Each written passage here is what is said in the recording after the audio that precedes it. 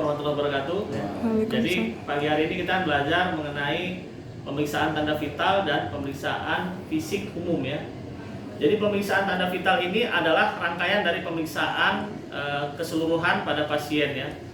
Jadi setelah kita melakukan anamnesis berupa anamnesis pribadi, kemudian anamnesis status present ya, kemudian ada anamnesis riwayat. Nah, sebelum kita melakukan pemeriksaan tanda vital ini, kita melakukan informed consent atau persetujuan kepada si pasien ya.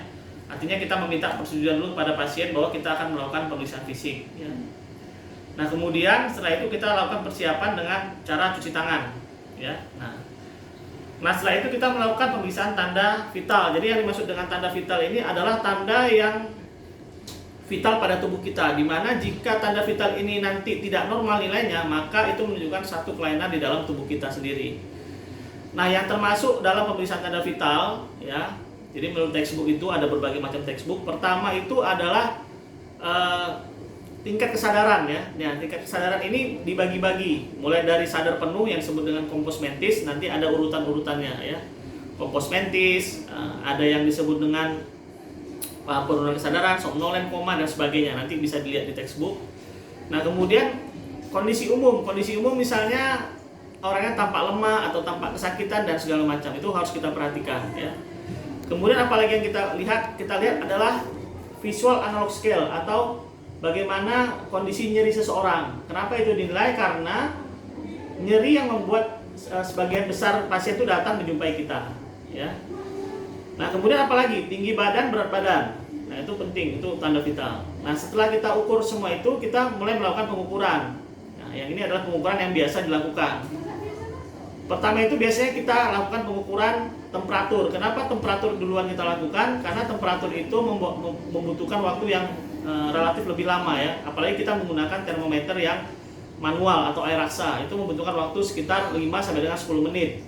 Nah, makanya kita menggunakan atau memeriksa temperatur itu duluan. Nah, kemudian kita bisa mengukur nadi ya, nadi kita ya.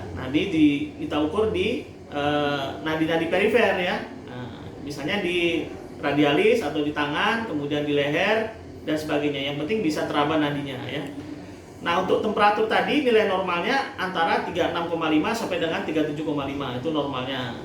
Sementara untuk nadi yang normal itu antara 60 sampai dengan di bawah 100 ya, itu adalah nadi yang normal.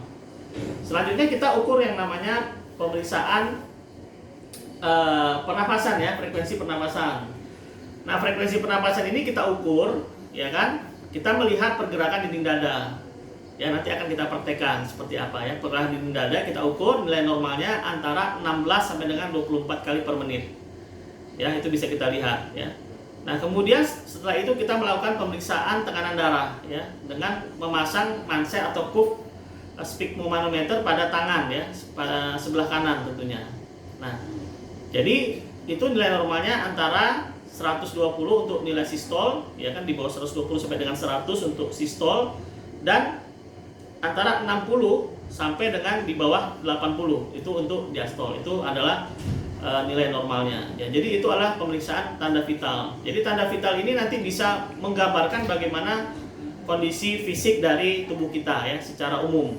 Nah, jadi kalau ada nanti yang tidak normal, itu bisa menandakan satu kondisi yang tidak normal ya. Nah, setelah kita melakukan pemeriksaan fisik, kita melakukan yang namanya pemeriksaan fisik umum. Nah, pemeriksaan fisik umum ini prinsipnya kita melakukannya secara sistematis dan berurutan, mulai dari kepala, leher, kemudian dada, kemudian abdomen, kemudian genitalia, kemudian kita melakukan pada ekstremitas atas dan pada ekstremitas bawah. Teknik melakukannya itu ada 4 tahapan ya. Pertama adalah inspeksi, melihat ya, kemudian palpasi dengan menyentuh, kemudian perkusi dengan mengetuk, dan auskultasi dengan mendengar dengan menggunakan stetoskop. Nah, jadi itu adalah prinsip dasarnya. Dilakukannya harus secara berurutan. Ya, tidak boleh misalnya dari inspeksi terus ke auskultasi, tidak boleh.